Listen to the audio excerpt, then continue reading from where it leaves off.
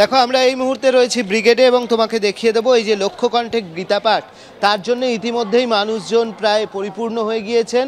এখানে আমরা যেরকমটা জানি প্রায় 10টা থেকে কর্মসূচিগুলো শুরু হয়ে যাবে এবং সেই অনুযায়ী কিছুক্ষণের মধ্যেই আমরা জানি যে এখানে শঙ্করাচার্য আসবেন এবং শঙ্করাচার্য আসবেন একটি শোভাযাত্রা করে তিনি এখানে আসবেন। এখানে কুরুক্ষেত্রের মাটি এনে রাখা হচ্ছে এবং সেই সঙ্গে একদম যে মূল মঞ্চ রয়েছে মূল মঞ্চের উপরের যে মঞ্চটি রয়েছে সেখান থেকে শঙ্করাচার্য তিনি হচ্ছেন দ্বারকার শঙ্করাচার্য, তিনি এই গীতা পাঠের সূচনা করবেন এবং তার সঙ্গে দৈতাপতি থাকবেন পুরীর জগন্নাথ মন্দিরের এবং তার পাশে নিচে যে মঞ্চটি রয়েছে সেই মঞ্চ থেকে সাংস্কৃতিক বিভিন্ন অনুষ্ঠান পরিচালিত হবে।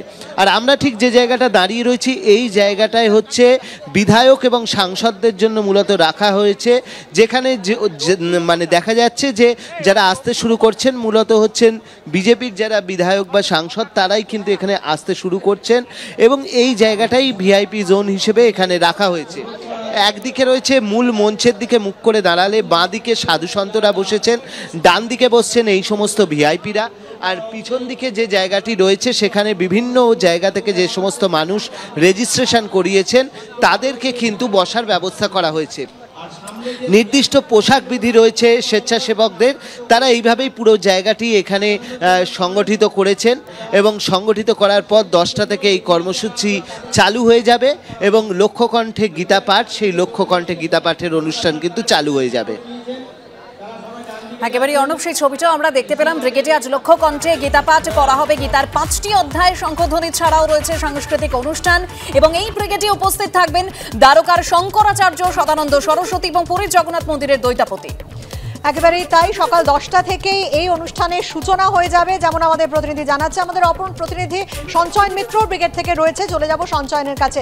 সঞ্চয়ন, উন্মাদনা বাড়ছে, আমরা দেখতেই পেলাম যে কৃষ্ণ নাম করছেন ভক্তরা যারা রয়েছেন সেখানে উপস্থিত এবং শঙ্করাচার্য যিনি দ্বারকার শঙ্করাচার্য তিনি আসবেন, শোভাযাত্রা করে তাকে নিয়ে আসা হবে। এই মুহূর্তে সেই প্রস্তুতিও কি চলছে?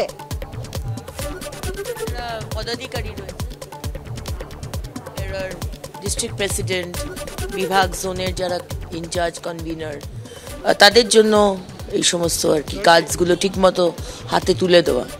কারণ এত মানুষ আসছেন, মানে কি বলবো, হাজারে হাজারে মানুষ আর কি পৌঁছচ্ছেন, তো সেইখানে যাতে আমাদের বিশেষ ব্যক্তিরা তারা ঠিকমতো বসতে পান সেই ব্যবস্থা করে। এখান থেকে নিয়ে না এক একটা আর তো ঘন্টাখানেক তার এই মূল অনুষ্ঠান শুরু হয়ে যাবে, সেই প্রস্তুতি কতটা এবং আজকের যে রেকর্ড এর কথা বলা হচ্ছে সেটা কতটা সম্পন্ন হবে?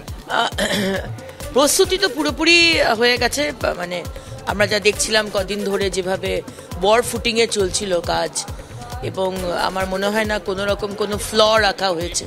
বিশাল স্টেজ, বিশাল ব্যবস্থা এবং অত্যন্ত সিস্টেম্যাটিকভাবে করা, ব্লক ব্লক করে করা হয়েছে, সেই ব্লকের আলাদা গেট রয়েছে, তো আমার মনে হয় না মানুষের কোনো অসুবিধা হবে।